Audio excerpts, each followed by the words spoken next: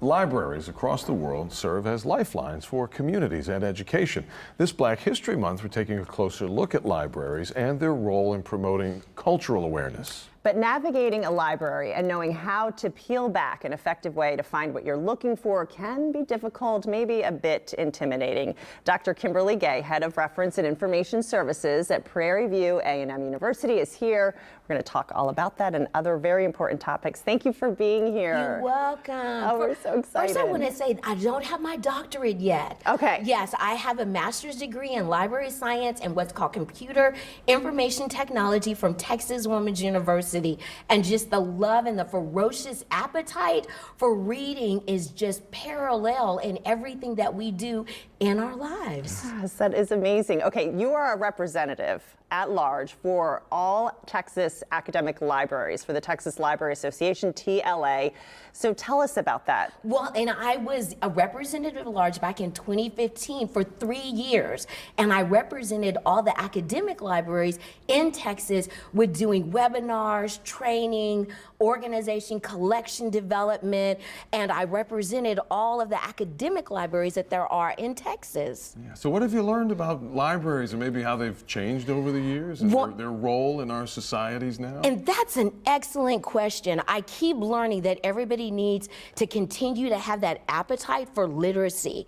Libraries continue to change and evolve. We've had times where we've said to ourselves, there's not going to be librarians around anywhere. They're actually going to be all automated, but we still need somebody to aggregate, organize, and disseminate that information, be it databases, be it any of our AI initiatives that we have that we come out with, even looking at plagiarism and academic dishonesty and academic integrity.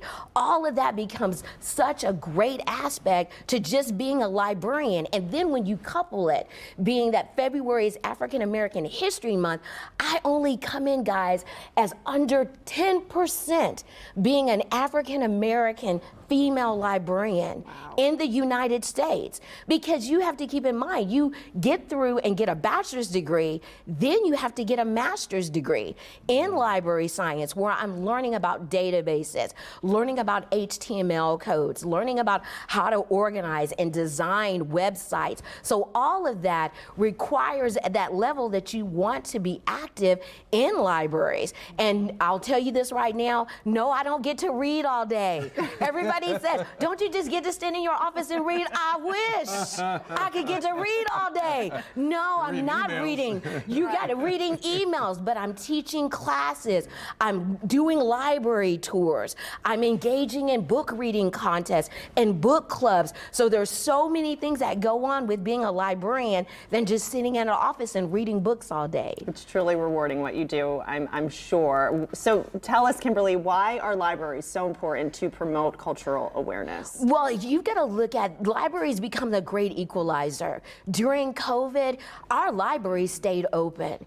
All of our libraries stayed open because some students didn't have access to the internet, didn't have access to computers. So libraries remain a cultural relevancy because they're the equalizer, because you can go into libraries, and especially in academic worlds, they're not banned. So our books are not banned in our academic libraries, so you can read other cultures, read other movements and social aspects of life, and just to be informed, because everybody has a right to be informed. And I know you had mentioned about banned books, and one of the things that, since I've been involved with TLA, we look to say that advocacy is, it's okay for you to ban the books in your home.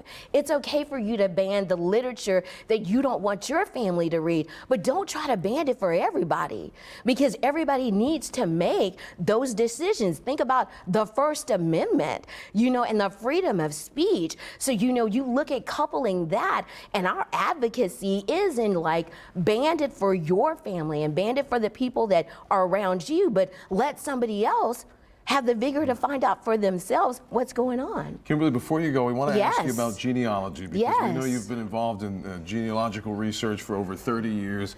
Kind of draw the picture where genealogy, family history, the written word, and libraries sort of all come together for you. Well, here's what I'll say is, don't be afraid to talk to dead people.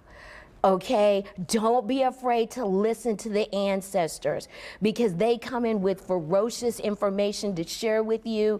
Libraries house a lot of genealogical records that you can look at. Take the time to build your pedigree chart. Understand your family history because that will enable you to understand why you groove in the way you groove, why you look at the things the way you do. Look at birth certificates, death certificates, because those also tell you the movement of your family and health history. So literally coupling that and having that space in that library to actually read books and read books that will help generate genealogy, that's where I become that equal opportunity librarian to share to anybody about finding their heritage. I will say, as someone who's been doing that work, it makes the world a lot smaller, and I Yeah, think it does. connects more of us than it divides us. A Yes, lot of it times we talk does. about that, and genealogy is certainly one way to do it. Kimberly, thanks so much. You're Thank you so welcome. much, You're Kimberly, welcome. for Been a lot of being fun. here. Yes. This will be the first of many visits, I'm sure. Wonderful. Gotta have you back. Yes.